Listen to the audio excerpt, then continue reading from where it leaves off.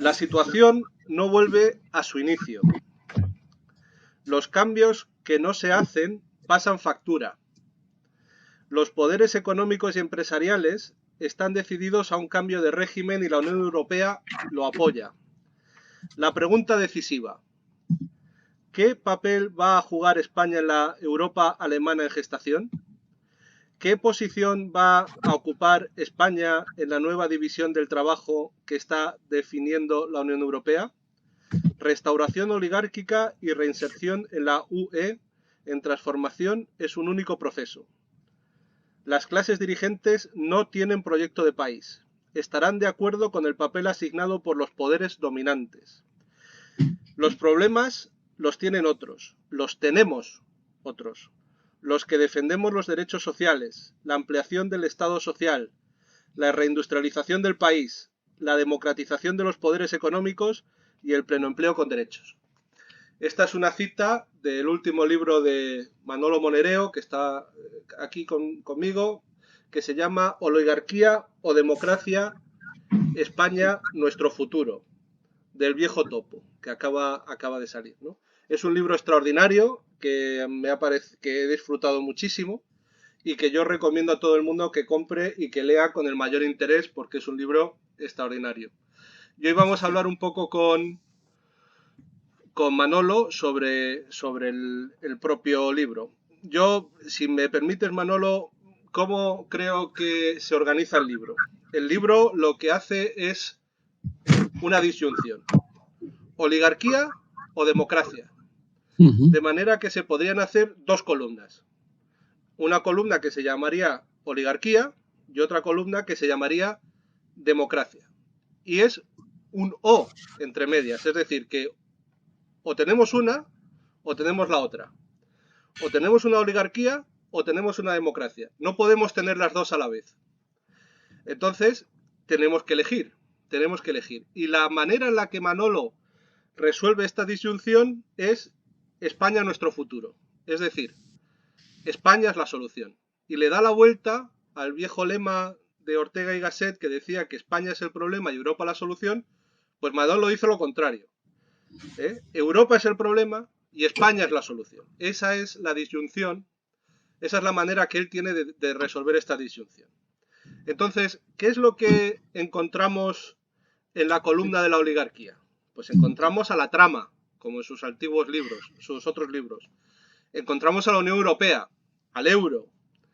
También encontramos a la izquierda de fucsia, que recurre a los insultos, que es la izquierda claudicante del PSOE, PP, de Vox,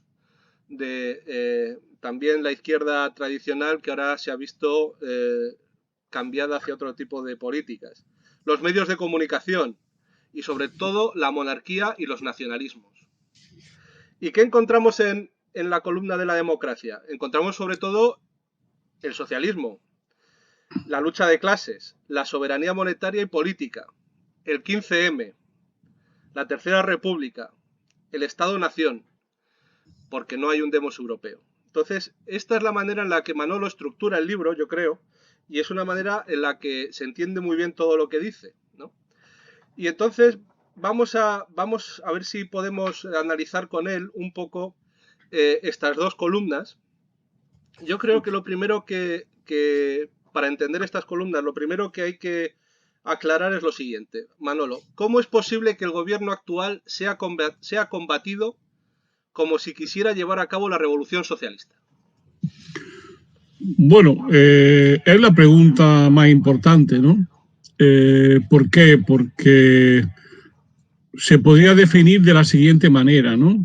Hemos llegado a un tipo de capitalismo que ya no admite ningún tipo de reforma. Es decir, estamos en una situación radicalmente nueva, ¿no? Los únicos reformistas verdaderos son los revolucionarios, porque la llamada izquierda reformista no hace reforma, eso es una izquierda reformista sin reforma, mientras que somos los revolucionarios los que hacemos la reforma. ¿Y eso por qué? Bueno, eso lo que hace es que la correlación de fuerza, tanto internacional como nacional, ha derivado en negativo. Es decir, la correlación de fuerza se ha hecho más compleja, más a la derecha que en cualquier etapa anterior a partir de los años 30 del siglo XX. Es decir, estamos viviendo una derechización universal. En esa derechización universal es lo que llamamos neoliberalismo, y el neoliberalismo y su triunfo después de 30 años ha dejado un mundo mucho más a la derecha, pero con algo que se tiende a olvidar y que la izquierda olvida, que es que los neoliberales son revolucionarios en un cierto sentido. Y cuando digo en un cierto sentido es que ellos crean las condiciones para hacer irreversibles los cambios neoliberales. Es decir, si te fijas bien, cuando llega un neoliberal al gobierno, toma medidas para hacerlo irreversible. Por ejemplo, ¿qué hace? Privatiza. Pero cuando tú privatizas un servicio a 30 años, ahora cómo lo cambia. Segundo determinado, privatiza. Por otro lado, liberaliza. Es decir, pues lo que hace es que elementos centrales que estaban controlados bien por la sociedad, por el Estado, dejan de ser controlados por ellos. En tercer lugar, sectores públicos completos lo someten a la lógica del mercado. Si tú coges, por ejemplo, un hospital de Madrid, ¿no? Por poner un caso, ¿no? Y lo privatizas a 30 años, es decir, todas las medidas que hacen los neoliberales es impedir que un gobierno popular cambie de dirección hacia políticas más de izquierda. Pero claro, eso podríamos pensarlo como algo o muy concreto o reversible. Lo que ocurre es que hay elementos que son en la práctica irreversibles, a no ser que haya una ruptura profunda. Estoy hablando, por ejemplo, de la Europa del euro. Es decir, el euro es una especie de callejón sin salida, en la cual es una ratonera, en la cual ni puede avanzar ni puede retroceder. Si avanza, no tienes campo, y si retrocedes, tienes que hacer una salida unilateral, y con lo que eso tiene de consecuencias diversas, sobre todo el miedo que produce en la mayoría de la sociedad. Es decir, ellos van articulando un conjunto de medidas que impiden de facto que el neoliberalismo sea superado. Y por lo tanto, cuando un gobierno, como en este caso, como diría la derecha socialcomunista, llega al gobierno en España, pues se encuentra que el corsé europeo, por un lado, y el corsé de las políticas neoliberales le supone un freno enorme, un obstáculo enorme para superarlo. Y de ahí las consecuencias. Y por otro lado, y eso creo que es la clave de bóveda del momento de la coyuntura política, del otro lado lo que hay es lo siguiente. A ver si me explico. En 10 años hemos visto cómo el sector público, el Estado, lo público, ha tenido que rescatar a lo privado. Es decir, en 10 años vamos a ver 2 veces cómo el Estado terrible intervencionista salva a la empresa privada. Durante 2 veces en 10 años. Es decir, el capitalismo vive del Estado y de la capacidad que tiene el Estado de aportar fondos públicos para cuando llegan las crisis, que en este caso son crisis extremadamente profundas. ¿Qué ocurre en este momento? Lo que ocurre es que el capitalismo español, que es un capitalismo depredador, es un capitalismo profundamente rentista, en muchos sentidos improductivo, y en otros es un capitalismo que depende exclusivamente prácticamente del Estado, tiene un gobierno que no es de su confianza, que no se fían de él, de este gobierno. No porque sea muy revolucionario, sino porque quiere hacer políticas moderadamente reformistas. Entonces, en ese contexto, ellos tienen la necesidad del Estado para poder sobrevivir en una nueva etapa, y tienen un gobierno que no es de su confianza. ¿Qué es lo que hacen? Pues lo que hacen es chantajearlo. ¿Cómo? Con las derechas. ¿Cómo? Con los medios de comunicación. ¿Y cómo? Desde Europa. Es lo que yo llamo el escudo del poder. O sea, al final son los poderes económicos los que movilizan a las derechas y son los poderes económicos, la oligarquía, la que depende exclusivamente de Europa. Y por lo tanto, ya el poder tiene tantos resortes ya que es muy difícil para la soberanía popular controlarlo. Y uno de ellos es este que yo acabo de decir. Es decir, la oligarquía económica, la oligarquía empresarial, financiera española necesita más que nunca de la ayuda del Estado. Y tiene al frente del Estado equipos con los cuales no está en sintonía. Y por lo tanto lo que hace es se moviliza contra ellos usando todos los resortes de poder que tienen, que son muchos y muy variados. Por eso es tan combatido este gobierno. Es tan combatido porque en un momento donde el neoliberalismo se impone a nivel universal, aquí se intentan hacer, como hizo Zapatero en la primera etapa de su gobierno, modestas reformas contra el sistema neoliberal. Pero son modestas reformas contra un sistema neoliberal omnipresente y omnipotente, ¿no? Bueno, entonces volvemos otra vez claramente a las dos columnas, a unos que están en la oligarquía y otros que están en la democracia. Pero claro, desde lo que tú estás diciendo, que yo creo que es clarísimo y que yo, vamos, no creo que a nadie le cueste entender que lo que estás diciendo es tan verdad como que es de día, yo creo que tenemos una cuestión, que es que la derecha, la oligarquía, la Unión Europea, han estado a la altura. Es decir, ellos se han visto amenazados y, como tú dices, se han puesto en movimiento para defenderse de un movimiento que sí que existía, que era, por ejemplo, en España el 15M. Claro. En Francia han sido los chalecos amarillos, tuvimos la primavera árabe, etcétera, ¿no? Entonces, en España tuvimos el 15M, o sea que en España también hubo un movimiento de defensa, como tú dices, de defensa de los intereses democráticos de la mayoría. Y como tú dices, la derecha se ha movilizado y ha estado a la altura de la defensa de sus intereses. Mi pregunta es, ¿la izquierda española ha estado a la altura de lo que debería haber sido el 15M o se ha visto superada y no ha estado a la altura? Es una pregunta muy difícil, Carlos, muy difícil.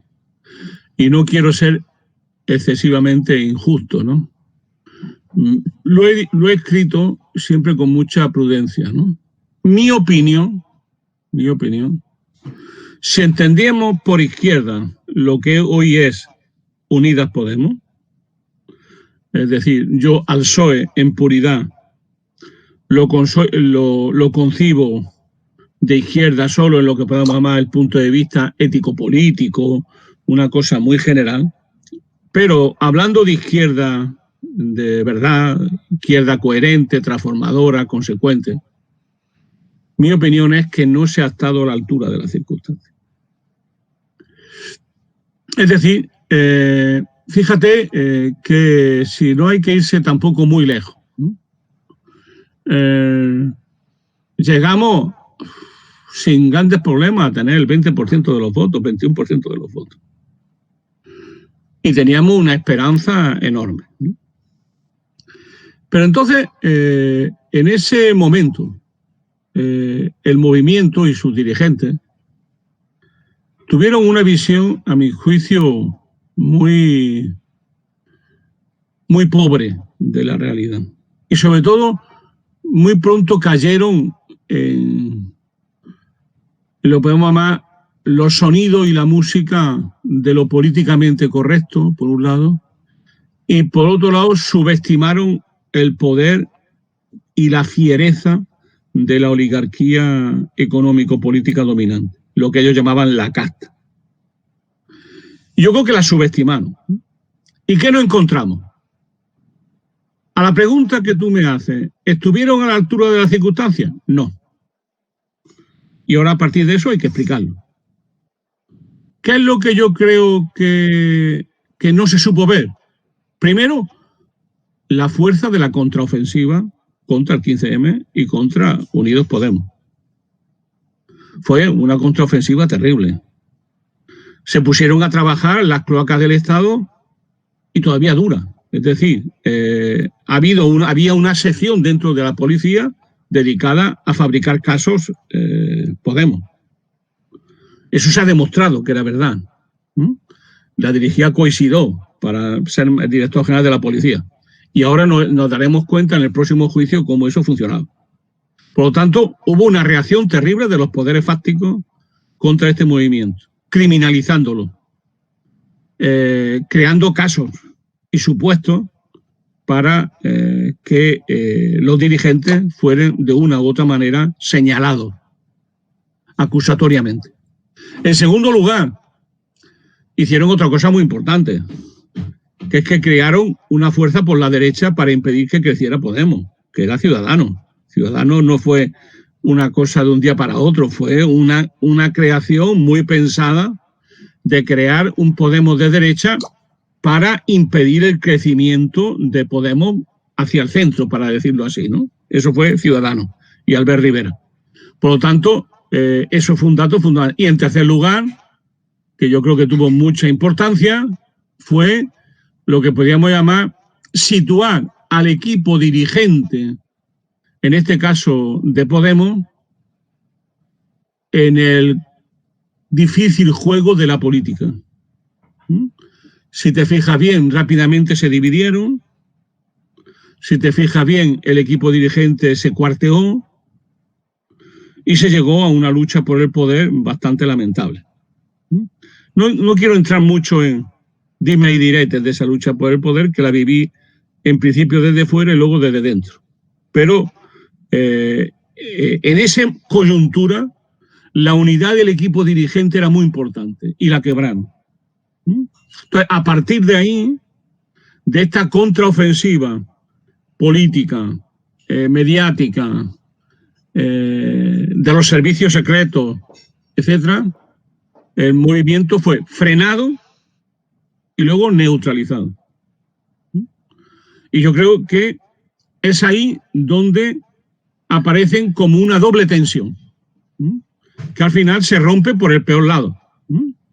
Hay una tensión en el equipo dirigente entre lo que podríamos llamar una versión moderada del proyecto, una especie de Podemos Ciudadanos, es decir, de ir buscando una ribera hacia el centro más moderada, que podía reflejarlo Íñigo de alguna forma, más en conexión con las nacionalistas periféricos, con una versión más moderada de la relación izquierda-derecha. Y luego hay una versión más dura, más de izquierda, en sintonía con la vieja izquierda, con Izquierda Unida y con el PC, que al final se consolida en las elecciones de julio de 2016, si mal no recuerdo. Por decirlo así, había como dos posibilidades, una más moderada, más de alguna manera centrada, y otra más de izquierda, buscando la conexión izquierda-derecha y la alianza con Izquierda Unida. La paradoja de esta historia fue que en un momento determinado se produce un giro espectacular por parte de Pablo Iglesias y del equipo dirigente de Podemos, en primer lugar, y luego termina siendo de Unidas Podemos, incluido Izquierda Unida y el PC. Y ese giro, curiosamente, se da bajo una idea que es lo que siempre había dividido a la izquierda en España, ¿no? Que era la relación con el Partido Socialista. Es decir, en un momento determinado, Pablo Iglesias gira y convierte la alianza con el Partido Socialista en el eje de su política. Eso se discutió, o sea, de alguna manera fue la continuación de Rejón por otros medios, porque al fin y al cabo eso podía estar cerca de lo que Rejón podía pensar de un Podemos más centrado, más en alianza. Él dice que no, pero bueno, yo lo veo así. Y por otro lado, pues un Pablo Iglesias que de pronto se da cuenta de que las cosas están cambiando y que la clave es la alianza con el Partido Socialista. Tú sabes muy bien que los dos venimos de ahí y somos de esa cultura, es lo que siempre ha dividido al PC y a Izquierda Unida. Entre anguitismo y antianguitismo, para entendernos. Entre anguitismo y nueva izquierda. ¿Por qué se produce este giro espectacular de Pablo Iglesias? Porque Pablo Iglesias es un analista fino, ¿no? Y se da cuenta de varias cosas, ¿no? La primera cosa que se da cuenta es que el impulso del 15M se está apagando, se está agotando. Y en segundo lugar, se da cuenta que montar un partido es muy difícil y que Podemos tenía un carajal interno muy difícil de eludir. Y en tercer lugar, la imbricación de Podemos en la sociedad era muy débil. Conclusión, a mi juicio, ¿no? Por eso lo he llamado así, ¿no? Busca un atajo. Es decir, busca un atajo para resolver problemas de fondo no resueltos. Y ese atajo que busca es la relación con el Partido Socialista. Gobernar, cueste lo que cueste. Yo escribí un artículo que está por ahí publicado, es morir por gobernar, pues, efectivamente. Entonces, la paradoja de este asunto es que gobernamos con el PSOE siendo más débiles que nunca y gracias a esa debilidad gobernamos con el PSOE, porque si hubiésemos sido fuertes no gobernaríamos con el PSOE. Es decir, por decirlo de otra manera, somos débiles y por ser débiles gobernamos con el PSOE. Y el PSOE, que intentó acabar con nosotros, no lo consiguió, se debilitó todavía más y por lo tanto este acuerdo yo lo he naturalizado siempre como un acuerdo entre debilidades, no un acuerdo entre fortalezas. Entonces, sin llegar y sin estar de acuerdo en un programa real, se llega a un acuerdo de mínimo y a ese acuerdo de mínimo se le llama programa de gobierno. Pero es un acuerdo de mínimo que saltó a los 3 días cuando llegó la pandemia. Y por lo tanto se demostró una cosa increíble a mi juicio, ¿no? Y paradójica a fondo, ¿no? Que solo podemos gobernar con el PSOE porque éramos débiles, pero gobernar con el PSOE no nos hace más fuertes. Esa es la paradoja que estamos viviendo. Y hoy lo estamos viendo, a mi juicio, en la realidad. ¿Es que no merece la pena estar en el gobierno? ¿Lo está haciendo tan mal Unidas Podemos? No lo creo. Unidas Podemos hacer lo que puede. Pero en un gobierno donde está muy en minoría, donde llegó muy debilitado y donde además se ve obligado los ministros de Unidos Podemos a tener que definir espacio cada día. ¿Por qué? Porque el PSOE de una u otra manera lo va neutralizando, lo va comiendo, o sea, le está, de alguna manera, lo está rodeando a base de lo políticamente correcto, que es justamente lo que ellos hacen, ¿no? Entonces, esa es la coyuntura que tiene que ver, a mi juicio, con el 15M. Es decir, no se estuvo a la altura de las circunstancias y luego, cuando se intentó tomar nota de los cambios que estaban llegando, se llegó, a mi juicio, a una conclusión débil, que fue la idea de gobernar con el PSOE, para mí, como el taparrabo de toda una operación política de mayor nivel, ¿no? Sí, claro, pero bueno, esto yo creo que nos lleva a una pregunta que es obvia, porque claro, ya subir en las encuestas es una cosa que se ha dejado de lado. Entrar con el PSOE, en el gobierno con el PSOE era una manera de no bajar todavía más. Es decir, y eso lo dices tú muy bien en el libro. Y claro, el PSOE también estaba muy necesitado. Y por esa parte se puede decir que esto al que beneficia realmente es al PSOE, que ya está en el gobierno y luego ya después veremos, ¿no?, lo que pasa en las próximas elecciones. Pero claro, la pregunta que yo creo que es necesario contestar es, ¿fue un error entrar en el gobierno con el PSOE?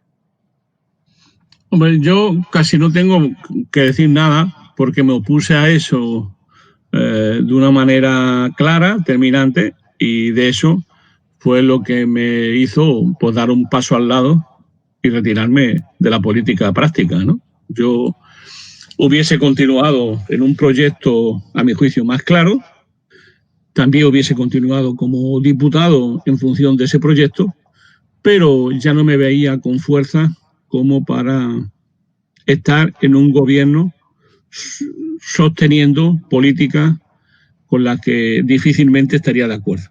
Y desde luego no me veía cogobernando con el PSOE.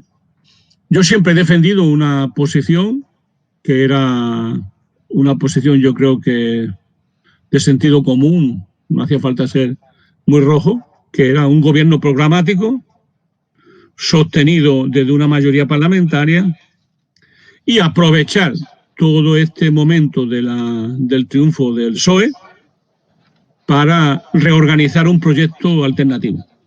Es decir, yo creo y sigo pensando lo mismo ahora, que nuestra tarea en este momento es conseguir lo máximo que se pueda desde el gobierno, pero hacer pues, lo que podemos llamar una reconstrucción desde abajo de un proyecto político-social alternativo. Yo creo que eso era lo que se tendría que haber hecho. Es decir, potenciar un tipo nuevo de organización, que eso lo podríamos hablar más adelante, un tipo nuevo de organización donde, con mucha fuerza, volviéramos a reencontrarnos con la parte activa y crítica de la sociedad civil que nos ha ido abandonando, pasando a la pasividad, volvernos a estrechar vínculos sociales, reinsertarnos de nuevo en los territorios y generar un proyecto alternativo. Pero eso se podía haber hecho, a mi juicio, desde favorecer las mejores políticas con el PSOE. Se podía haber hecho desde encontrar mecanismos que permitieran avances sociales precisos, ¿no? Por ejemplo, ¿no? Pues unos presupuestos más o menos como los presupuestos que se han aprobado. Me diréis, bueno, eso no se hubiese hecho si no estamos en el gobierno. Bueno, yo eso es un contrafáctico, yo no lo puedo decir porque no estaba ahí ni estoy ahí. Ahora bien, mi idea de fondo es que en este año de gobierno las medidas centrales de este gobierno socialcomunista, como dice la derecha, son medidas, a mi juicio, muy débiles. Algunas de ellas, como el ingreso mínimo vital, tiene todas las connotaciones de un fracaso. ¿Por qué? Porque se aprueban las medidas que propone Unidas Podemos, pero luego las gestiona el PSOE de tal manera que prácticamente la hace imposible de aplicar, ¿no? Y por tanto, medidas que podían haber satisfecho a miles y a miles de personas, con las que yo estaba de acuerdo, obviamente, al final, pues ahí lo tiene, neutralizadas por la burocracia y incapacitadas de convertirse en algo real. Y por tanto, de nuevo, pues nos encontramos con dificultades. Hay otras medidas, como el salario mínimo, o otras medidas sobre desahucio o sobre el corte de luz, etcétera, que son positivas y que se hubiesen hecho. ¿Eso se podía haber hecho no estando en el gobierno? ¿Negociándolo desde la oposición? Yo no lo sé. Ahora bien, lo que sí parece evidente es que cada vez más se nota que hay un conflicto en el gobierno y, en segundo lugar, que Unidas Podemos hace lo posible por resaltar ese conflicto y llevarlo a la plaza pública. Yo no creo que haya dos PSOE. Ojalá hubiese dos PSOE, uno aliado con nosotros y otro no. Más bien lo que tengo la impresión es que nos toleran porque nos necesitan, pero no está claro que haya un programa común realizado de una manera unitaria y gestionado de una manera firme. No lo veo por ningún lado. Por lo tanto, a la práctica lo digo. Yo me opuse a un gobierno tal como se hizo. Este gobierno ha tomado medidas positivas y sobre todo no ha tomado medidas negativas. Yo le doy tanto más importancia a lo que no ha querido hacer que a lo que hace, y espero que la vida demuestre que yo estoy equivocado y que Pablo Iglesias lleve razón. Pero bueno, entonces, ¿es esto, entonces, la problemática que esto está reflejando ahora en Unidas Podemos y el error que supuso entrar en el gobierno con el PSOE, a lo que nos ha llevado es a lo que tú llamas la problemática Izquierda Unida? Claro, claro. Es decir, vamos a ver, hablando el leninista, ¿no? Yo en esto de la política de alianzas, como en casi todo, sigo siendo un viejo leninista y lo voy a plantear con toda claridad. Para una política de alianza hace falta una correlación de fuerzas favorable. Es decir, no es lo mismo hacer una alianza cuando el 15M estaba en la calle movilizando y Unidos Podemos tiene el 20% del voto, que hacer una alianza con un 15M amortiguado y un 11% de voto de Izquierda Unida. Y Podemos más PC. Es decir, la correlación de fuerza era muy desfavorable, en primer lugar. En segundo lugar, desde una visión de política de alianza, hay que decir que hay dos proyectos contrapuestos. Es decir, el PSOE no tenía un proyecto socialdemócrata y nosotros sí. O sea, yo no me hago falsa ilusión. Entonces, este es un gobierno contradictorio donde hay dos proyectos. Uno social liberal, claramente alineado con los poderes fácticos y específicamente con la Unión Europea, y luego hay un proyecto socialdemócrata que defiende el PC, que defiende Podemos y que defiende Izquierda Unida.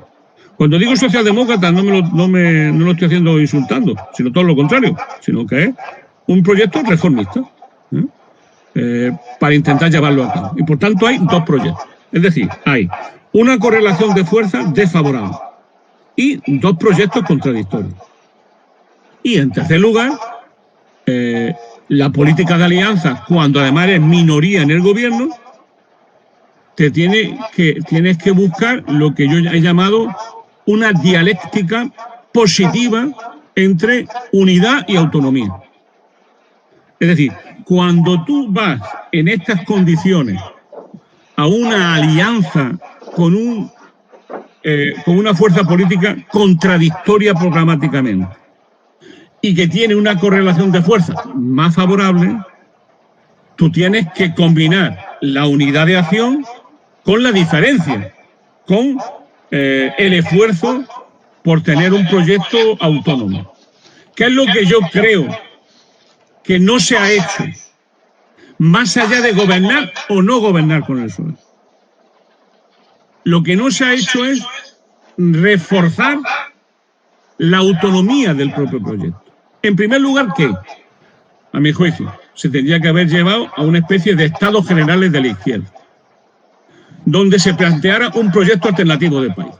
Es decir, lo que se había llamado antes en Podemos y en el PC, un proceso constituyente, un poder constituyente, una constitución nueva que surgiera de la propia revisión de esta, o lo que fuese, pero, por lo tanto, un proyecto de país alternativo en un momento de crisis de régimen. Primer punto. En segundo lugar, hubiese sido necesario superar lo que yo llamo la coalición parlamentaria que soy Unidos Podemos. Es decir, tú sabes como yo, y tú vives en Alemania, sabes que por abajo no hay nada. Es decir, Unidos Podemos es solo algo que se da en el grupo parlamentario, pero ni hay un comité de enlace a nivel estatal, ni hay comités conjuntos a nivel de provincia, ni lo hay a nivel regionales, ni lo hay a nivel de barrios. Es una alianza electoral parlamentaria sin consecuencias por abajo.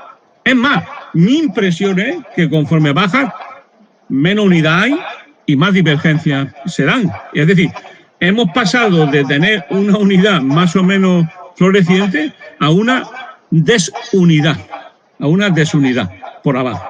Por lo tanto, lo que yo siempre he pensado es que se tendría que plantear convertir a Unidos Podemos en una forma política, una unidad de acción que permitiera crear asambleas conjuntas, comités conjuntos, etcétera, sin necesariamente desaparecer como fuerza política, pero hacerlo. Y luego, en tercer lugar, como producto de todo eso, ir a lo que llamo una constituyente para la constituyente, es decir, ir a una nueva formación política a medio plazo que permita visualizar esta nueva visión de país que antes hemos ido reconquistando socialmente. Bueno, eso es lo que creo que se tendría que haber hecho, se fuese o no se fuese a gobernar con el Partido Socialista.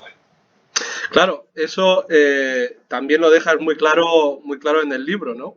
Y yo creo que hay dos frases que resumen muy bien lo que acabas de decir, que son brillantes, ¿no? Una de ellas dices, lo que necesitamos es más Togliatti y menos Laclau.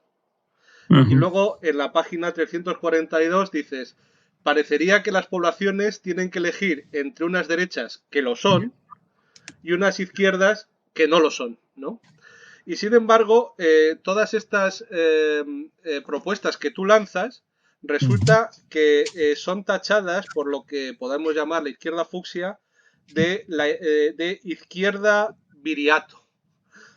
No, los niñatos estos tienen un montón de imaginación para los insultos, ¿no?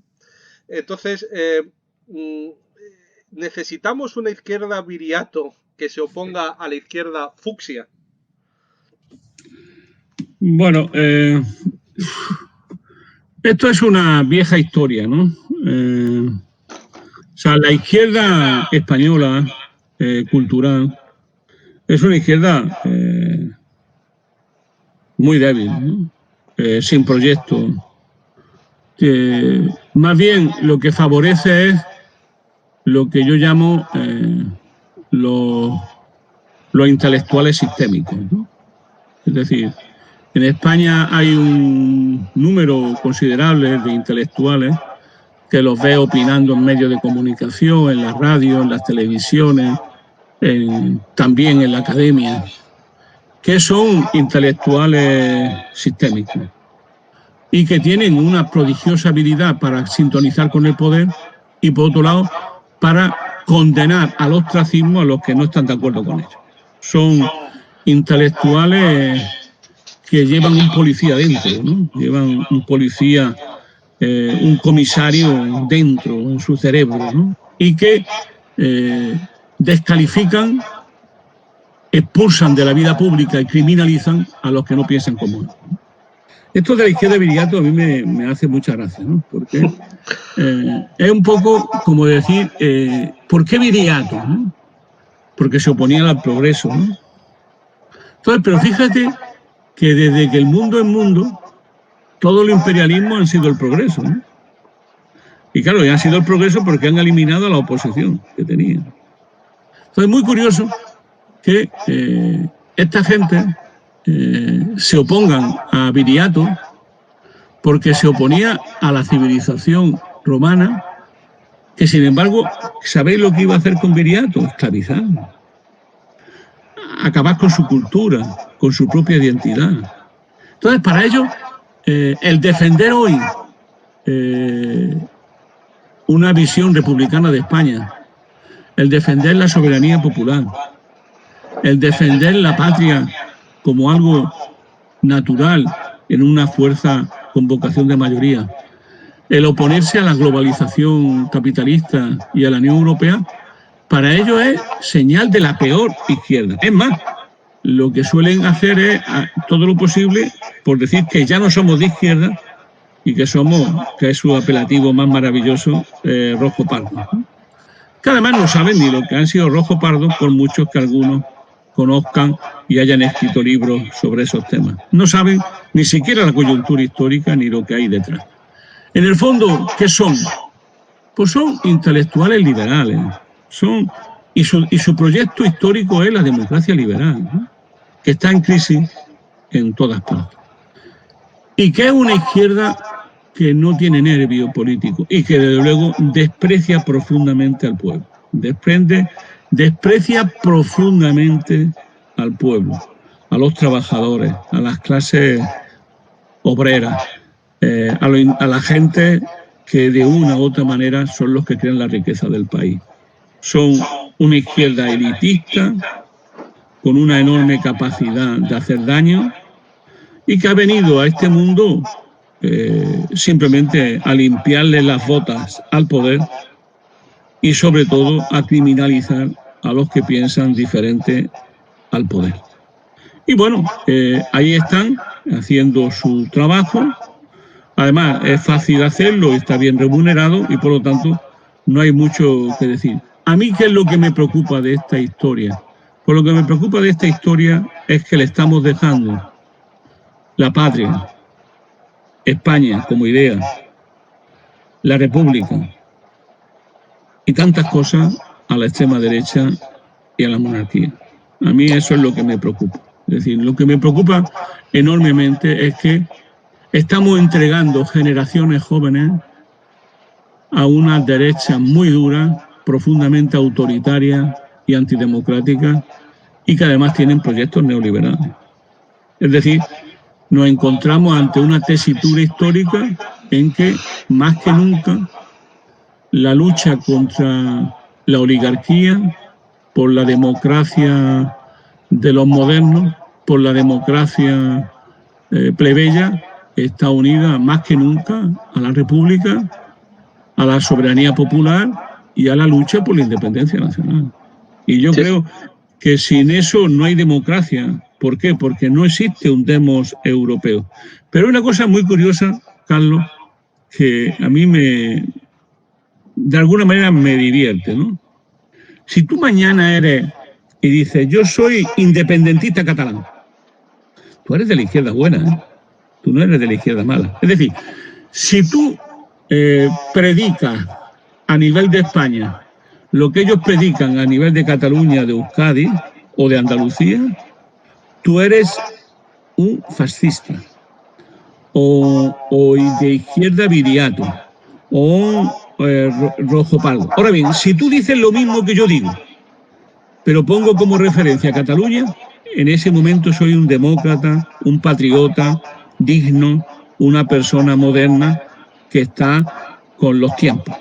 Esa es la gran diferencia. Es decir, se vende bien ser independentista, secesionista, con los mismos argumentos o parecidos que yo emplearía simplemente para defender que España existe y que tenemos derecho a defenderla. Sí, sí, y está claro que los ceporros estos de la izquierda fucsia lo que pretenden es limpiar las botas a las élites y entregar España, la idea de España, a la derecha o a la extrema derecha. Es decir, como tú dices, son sus limpiabotas, ¿no? Y sin embargo, todo lo que signifique progreso, entregárselo a los secesionismos, ¿no? Tú en el libro... Hay un tema, te corto un tema porque lo estaba dando vueltas mientras que estábamos hablando, pero claro, tampoco no tengo una mente ya con la agilidad que debería, ¿no? Que un poco, cuando antes hablábamos del ciclo de Podemos, ¿no? Y del 15M, me vino a la cabeza, pero no desarrollé una idea que ahora creo que parece oportuno desarrollarla, ¿no? Que es que quizá el golpe definitivo al 15M fue cuando apareció la cuestión social junto con la cuestión nacional. Es decir, si te fijas bien y te acuerdas, muchos deberían de acordarse, el 15M tuvo una fuerza extraordinaria en Cataluña. Extraordinaria en Cataluña. Acuérdate que en un momento determinado Artur Mas tuvo que salir en helicóptero del Parlamento catalán porque estaban las masas rodeando el Parlamento. Entonces, en el momento ese, yo me acuerdo de dirigentes de Esquerra Republicana que dijeron públicamente que el 15M era muy peligroso porque era españolista por situar en el centro la cuestión nacional. Es decir, en un momento donde la corrupción anidaba en Cataluña, en un momento donde, entre comillas, lo social empezaba a ser una parte decisiva de la lucha política, apareció la cuestión nacional, la fuga hacia adelante, dirigida por los grandes partidos de la burguesía catalana, del 3%. Esa es una cosa, a mi juicio, si no se sabe interpretar ese doble movimiento, no entendemos lo que está pasando en España. Es decir, lo que neutralizó en gran parte las puntas más avanzadas del 15M era justamente cuando empezó el conflicto identitario. Entonces yo creo que eso también hay que meterlo en el marco global de lo que antes tú y yo hablábamos sobre el 15M y sus derroteros, ¿no? Perdona. No, claro, la respuesta de Carod Rovira fue terrible, ¿no? Al 15M, ¿no? Ahí se demuestra qué tipo de políticos son, ¿no? Y entonces en el libro tú haces una propuesta muy valiente, muy clara, que es el federalismo plurinacional republicano, ¿no? Esa es tu propuesta y que yo creo que es muy acertada y que además la explicas muy claramente en el libro, ¿no? Sin embargo, cuando lo estaba leyendo, me surgió una pregunta que yo creo que es el meollo de la cuestión y que me gustaría preguntarte ahora, ¿no? Que es, en tu propuesta de federalismo plurinacional republicano, ¿dónde queda la política lingüística? Porque me parece, tengo la sensación de que ese es el principal escollo, la política lingüística.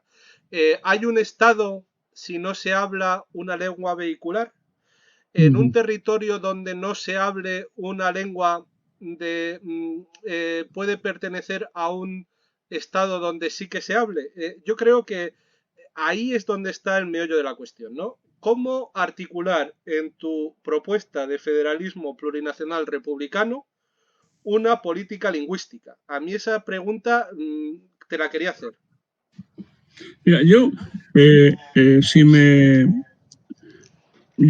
defiendo en ese libro dos propuestas de fondo. Una de una Europa confederal. Yo le doy mucha importancia a eso. Es decir, yo defiendo a fondo una Europa que acabe con las mezcolanzas bastante inútiles que tenemos y que siempre favorecen al poder, donde la soberanía popular y la independencia nacional queden garantizadas. Es decir, no puede haber una estructura europea por encima de los estados y contra los estados. O Europa se construye con los estados y con las poblaciones, pues Europa no tendrá otro sentido que ser la aliada subalterna de Estados Unidos. Eso es la primera cuestión que me gustaría aclarar. Y la segunda es la cuestión, en este caso, de una república federal. Yo también voy a ser en esto muy claro, ¿no? Para mí, no creo que la cuestión central sea la cuestión lingüística, sino la cuestión económico-social. Es decir, para mí la clave es si vamos a ir a una España federal solidaria. Es decir, solidaria de las regiones y de las comunidades y de las nacionalidades más ricas con las comunidades más pobres. Y no solamente eso, si se va a funcionar con un sistema fiscal que grave por igual a todas las personas. Es decir, lo voy a decir de otra manera, ¿no? A mí me encanta que Esquerra Republicana, que Bildu hayan descubierto el problema de Madrid. Es decir, el dumping fiscal que se hace desde la política autonómica española. Es decir, lo que se está imponiendo por los hechos es lo que se llama un federalismo competitivo frente a un federalismo cooperativo y solidario. Y por lo tanto, yo creo que la clave de bóveda, porque yo estoy por el socialismo también, es que el punto de vista de clase tiene una cierta importancia en estas cosas, ¿no? Es decir, si yo estoy por el socialismo es que estoy por la planificación económica. Y yo estoy por una planificación económica descentralizada, pero tiene que haber criterios generales. Si, por ejemplo, pongo un caso, la reindustrialización del país. ¿Eso cómo se va a hacer? ¿Con qué vertiente se va a hacer eso? ¿Con qué mecanismo? La reindustrialización del país es solo para que Cataluña, el País Vasco, Navarra o Madrid se reindustrialice, o también la España que se llama normalmente vaciada. Es decir, vamos a plantear un nuevo sistema económico donde la disparidad centro-periferia sea superada, donde haya un proyecto de reindustrialización común, donde se permita que regiones hoy muy atrasadas puedan rápidamente engarzar con los centros tecnológicos y productivos. Es un tema muy de fondo en España. Es decir, estoy hablando de Ávila, pero estoy hablando también de Extremadura, estoy hablando de Cádiz. Es decir, estamos hablando de España como proyecto federal y solidario. Y por lo tanto, esas tensiones entre comunidades, un gobierno de izquierda y con un proyecto socialista debe de estar encima de la mesa en ese debate. Y luego viene la cuestión, obviamente, vehicular, ¿no?, de la lengua castellana, ¿no? A mi juicio, yo es algo que siempre me cuesta mucho trabajo entender cómo es posible que se hable de la realidad de un proyecto educativo trilingüe, cuando, es decir, español, catalán, inglés, por así decirlo, y no se favorezca el desarrollo de una lengua en crecimiento, y es la lengua de todos, que es el castellano. Aún en Cataluña, el español o el castellano es la lengua mayoritaria y es la lengua para la mayoría de la población. Sigue siendo hoy esa lengua. Y por tanto, a mi juicio, lo que deberíamos de intentar todo es que aprovechemos la enorme riqueza de tener lenguas tan extraordinarias como las que tenemos en el Estado español y trabajar sobre ellas. Yo considero más importante para un andaluz conocer euskera que conocer el inglés. Me dirán, bueno, eso es una barbaridad. No. Es que yo creo que es muy importante para nosotros favorecer un federalismo cultural donde la gente que puedan perfectamente dominar, en este caso, la lengua materna, con una lengua, como es el caso el catalán o el castellano, que además se completa con lenguas que ayudan mucho a tener un imaginario social muy significativo, ¿no? Es decir, por decirlo de otra manera, ¿no?, yo considero que debería de estudiarse el catalán y el vasco en la escuela nacional y se debería de privilegiar el español en Cataluña y en el País Vasco. No sé si entendéis lo que quiero decir. Es decir, tendría que haber una visión federalista también cultural y ayudar a la lengua, el euskera, que no desaparezca, no va a desaparecer, ayudarlo, pero no frente al castellano. ¿Por qué frente al castellano? ¿Por qué? ¿Por qué? Sino más bien al lado y en simbiosis con el castellano. Pero no solamente eso, es que considero que es muy importante para un andaluz, para un extremeño o para un abulense dominar el catalán y dominar el euskera, conocerlo a fondo, conocer su literatura, su cultura, el mundo que hay detrás siempre de una lengua, que son las lenguas del Estado. A mí no me da miedo para nada el euskera o el catalán, todo lo contrario, lo considero parte de la riqueza de un Estado plural que es España, ¿no? Yo en esto siempre los nacionalistas suelen hablar del Estado español, pero vamos a ver, si el Estado español no es lo que queríamos superar, no queríamos acabar con el Estado centralista cooptado por las élites y queremos un Estado democrático. La idea de España siempre ha sido una idea plural. Las Españas son siempre una idea plural, compleja y plural, donde siempre ha habido esa pluralidad, no solo de lengua, sino de cultura y de tradiciones. Entonces, construyamos España desde esa pluralidad y transformemos profundamente un Estado centralista en un Estado democrático, pero sobre todo para impedir que la oligarquía siga controlando y dominando, ¿no? Por tanto, un proyecto republicano, a mi juicio, y antioligárquico, es lo que debe de haber detrás de un proyecto que libere realmente a los pueblos de España y sobre ellos se construya un proyecto común alternativo a la España neofranquista que hoy amanece de nuevo, ¿no? Otra vez España como solución, ¿no? Claro. Sin embargo, bueno, en el libro también hablas de que todo el mundo está hablando, ahora que has hablado de la Unión Europea, del momento Hamilton. Y tú dices, de momento Hamilton nada. Lo que estamos es en un momento Alemania, ¿no? Claro. ¿Cuál es la diferencia entre el momento Hamilton y el momento Alemania? Es que el momento Hamilton era un momento constituyente de Estados Unidos. Es decir, lo que Hamilton planteaba a fondo era consolidar el Estado norteamericano como Estado imperial que disputara el imperio y convertirlo en un Estado fuerte. Por eso en Estados Unidos el término federalista no significa lo mismo que en España. El término federalismo significa en gran parte centralismo, es decir, más fuerza del Estado. Los federalistas eran los que se oponían a la confederalidad. Y por tanto, ¿qué hizo Hamilton? Pues lo que hizo Hamilton fue muy simple. Cogió todas las deudas de los estados, que eran inmensas, las convirtió en deuda estatal, toda la deuda. Y luego lo que hizo con esa deuda estatal fue crear un mercado enorme de deuda pública, dirigida y organizada por el Estado. Es decir, lo que hizo fue poner en pie un proyecto de Estado que es el que ha hecho fuerte a Estados Unidos. Entonces, ¿qué tendría que haber sido aquí realmente un momento Hamilton?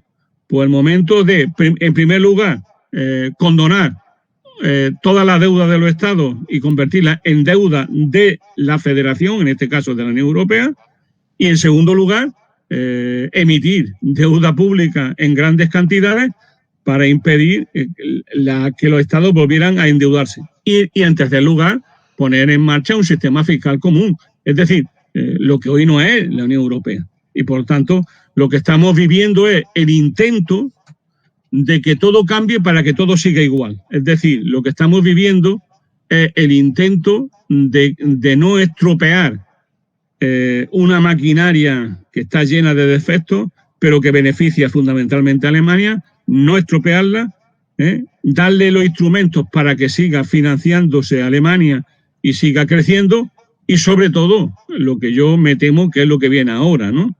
Que es que estos fondos europeos van a ser repartidos con un criterio, para mí, neocolonial, es decir, para beneficio de Alemania y en favor de ella. ¿Alguien cree realmente, de verdad, Carlos, de que Alemania va a favorecer una industria española competitiva, avanzada tecnológicamente, para que compita contra su propia empresa? Por favor.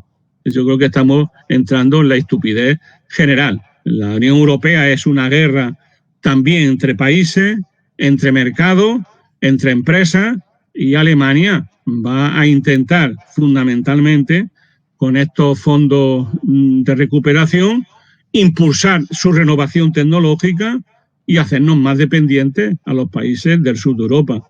Si alguien piensa que los países del sur de Europa van a ser más competitivos con estos fondos hasta el punto que lleguen a competir con Alemania o con Francia, pues que esperen sentados, ¿no? Pero es que es absurdo pensar que Alemania va a financiar a los países del sur para que le hagan la competencia. Es que ¿en qué cabeza cabe? No es que no vaya a pasar ahora, es que no va a pasar nunca. Es que no ha pasado de facto. Es que es difícil de pensar que la gente se crea esto, ¿no? Entonces, me gustaría preguntarte, ¿cuál es tu opinión del Brexit? ¿Qué opinión te merece el Brexit? ¿Fue un acierto? ¿Deberíamos ir hacia un Spaxit? Sí. Mi opinión es que el Brexit es la consecuencia de un choque entre el Estado británico y la Unión Europea, ¿no? ¿Es positivo? Para mí sí. Para mí sí. O sea, para mí es positivo siempre que la Unión Europea pierda este carácter que hoy tiene, que ni es una federación ni es una confederación, y que lo que es una especie de mecanismo de dominio alemán, para convertirse en una Europa de los pueblos y de los estados. Y por lo tanto, en ese sentido lo veo. Ahora bien, es evidente que retomar la soberanía popular es condición necesaria, pero no suficiente. ¿Qué haces con tu soberanía? Claro, con tu soberanía tú puedes hacer muchas cosas. Puedes hacer políticas neoliberales o políticas socialistas. Puede hacer políticas de derecha o políticas de izquierda. Puede hacer políticas democráticas o políticas oligárquicas. Pero el problema, ¿dónde está para mí? El problema es que puedas elegir las políticas que haces. O sea, es que ahora no puedes elegir otras políticas que no sean neoliberales. No puedo hacer otras políticas que no sean oligárquicas. No puedo hacer otras políticas que no subdesarrollen el Estado español. Ese es el problema de fondo. Es decir, lo voy a decir de otra manera. La salida de la Unión Europea es el triunfo de la democracia y de la soberanía popular, pero también de la política. Sí, si tú lo que has convertido tu democracia son en democracias limitadas, donde sí o sí lo único que puedes hacer son políticas de derecha, obviamente tú te estás cargando la política y la propia democracia. ¿Eso qué significa? Que nosotros estaríamos por una salida de España.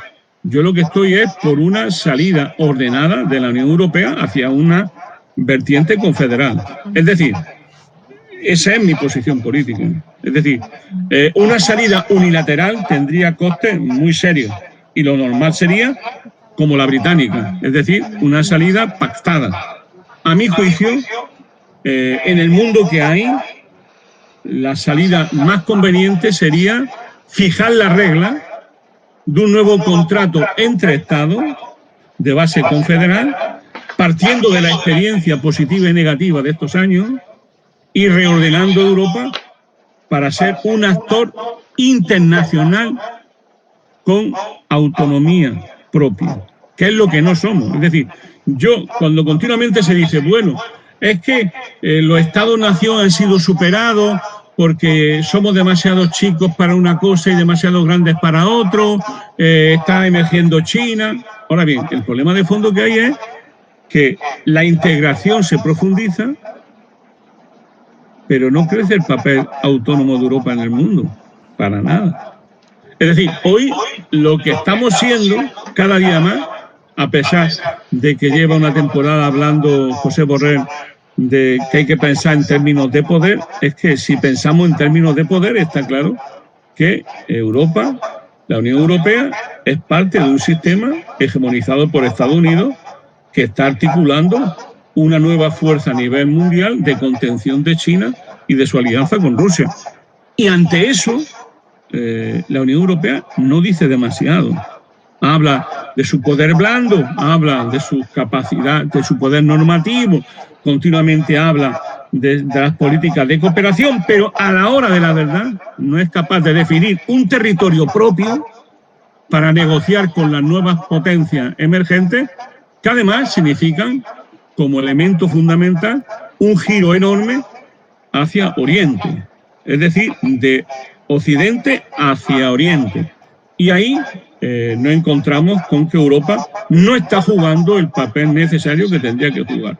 Por eso, yo no hablo de acabar con la Unión Europea sin más, sino lo que planteo es transformar esta Unión Europea que ha fracasado como proyecto democrático y con proyecto soberano, para convertirla en una Europa confederal donde los pueblos puedan conjuntamente generar un nuevo consenso en base a una política internacional independiente, pero que garantice siempre que la mayor fuerza de Europa son su Estado y su población. Queda muy claro. Además, en el libro citas a la teoría monetaria moderna como alternativa económica para la integración. Citas desde luego la soberanía monetaria como una base fundamental. Sin embargo, déjame que hile fino, que estamos terminando.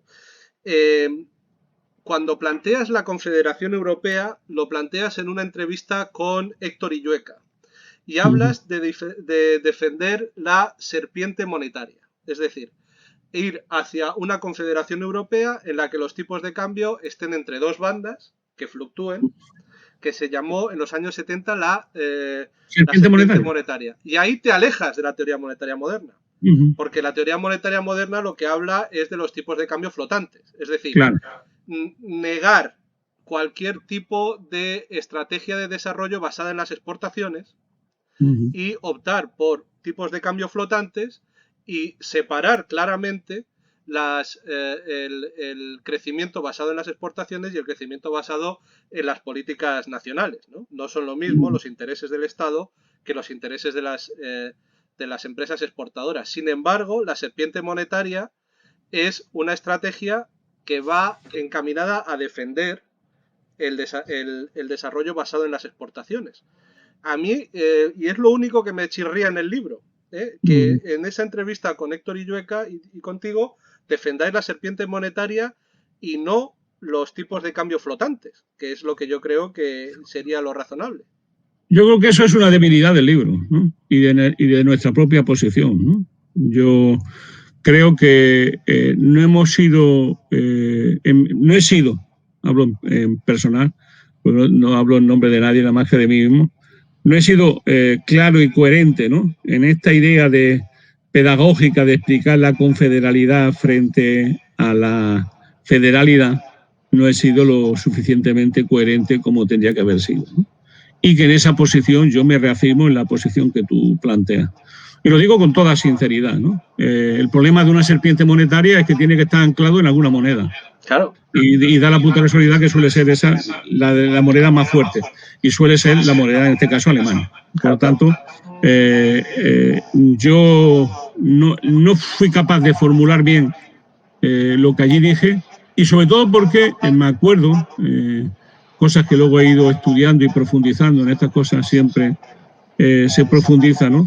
Lo que fue el gran problema del gobierno Mitterrand y del Partido Comunista en el año 82 en Francia, ¿no? Del siglo pasado, ¿no? Donde justamente se quebró por esa política monetaria, ¿no? Es decir, se tendría que haber abandonado la serpiente monetaria y haber entrado en una política menos ortodoxa en la relación económica internacional.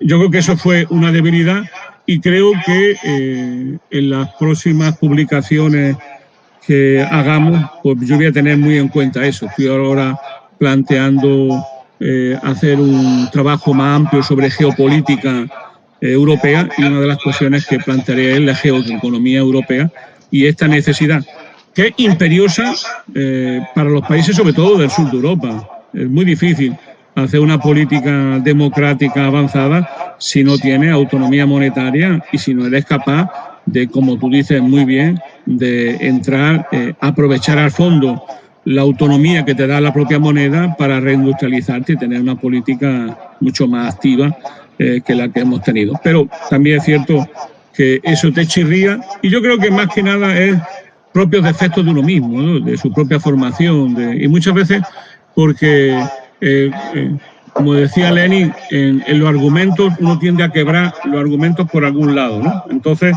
en mi caso siempre tengo un argumento que, por un lado, defiendo una Europa confederal, pero por otro lado tengo que combatir a la vez el federalismo económico y luego tengo también que defender la necesidad de una economía de base nacional, ¿no? Entonces, y una industrialización de base nacional, ¿no? Entonces, ahí yo no siempre hago un análisis adecuado y yo creo que eso que tú notas en el libro, que notas en ese pasaje, tiene mucho que ver con deficiencias teóricas propias, ¿no?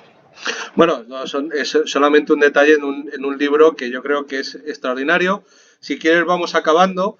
Yo Sí. lo que quiero resaltar de este libro es que me parece que es un libro muy personal, más personal, te lo tengo que decir, que los anteriores, que también me encantaron, pero me parece que aquí sale reflejado muchos aspectos del Manolo Monereo que normalmente no salían. Por ejemplo, sale a relucir el Manolo amigo, de Julián Guita, por ejemplo, ¿no? Está muy presente en el libro. Está el Manolo Monereo italianista, ¿no? Que es muy interesante lo que cuentas. Está el Manolo Monereo experto en geopolítica. Los análisis te llevan incluso a decir que la guerra entre Estados Unidos y China es casi inevitable, ¿no? Eso es muy interesante. Yo creo que todo el mundo lo debería también leer por eso, ¿no?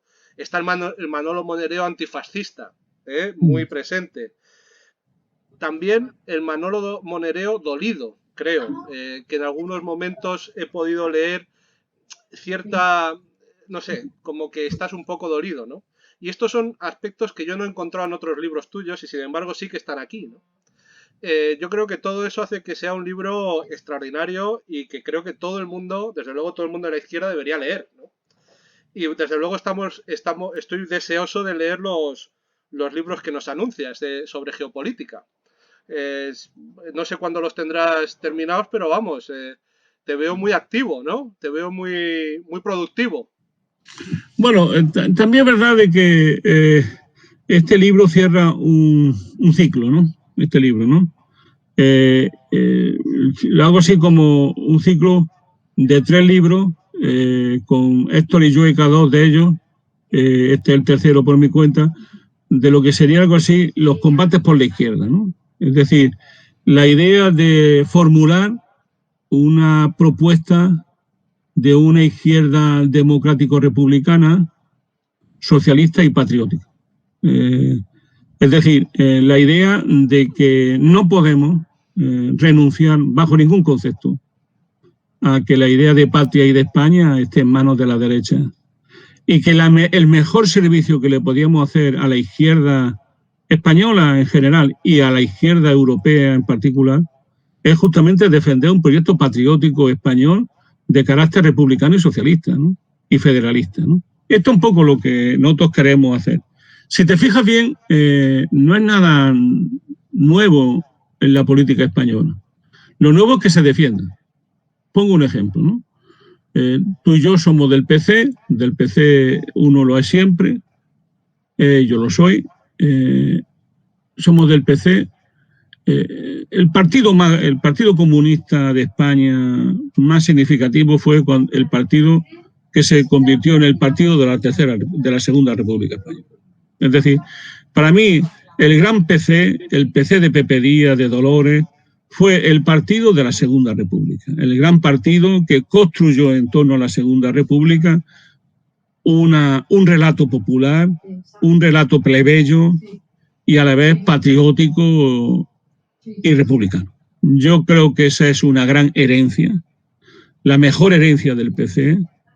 Yo he vuelto ahora a releer muchos textos de aquella época, me he vuelto a leer los 3 años de lucha de Pepe Díaz y me encuentro muy reafirmado en esa vocación de un partido que en torno a la República tiene voluntad de mayoría y de hegemonía, articuladora de un bloque popular capaz de transformar la vida de los españoles y de la española. Es un poco mi idea. Y en cuanto a los dolores o no dolores de esta historia, quizás lo que más me molesta no es que me ataquen, ¿no?